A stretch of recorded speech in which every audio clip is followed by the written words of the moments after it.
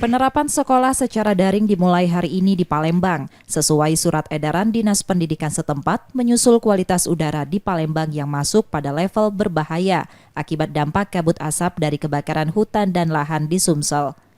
Salah satunya SMP Negeri 54 Palembang. Para guru sudah mempersiapkan materi ajar seperti saat sekolah online pada saat wabah COVID-19 lalu.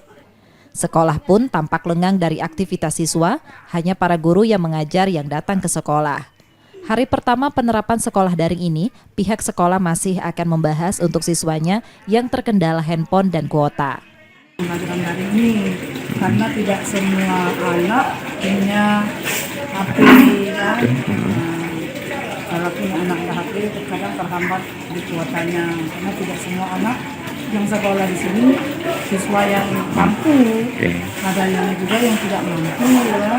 Jadi terkait itu akan dibicarakan solusi apa yang akan diberikan ke anak-anak tersebut.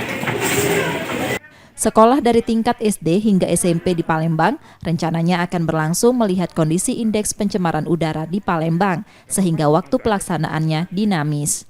Para guru berharap Karhutla dapat segera tertangani hingga aktivitas belajar mengajar di Palembang segera dapat normal kembali.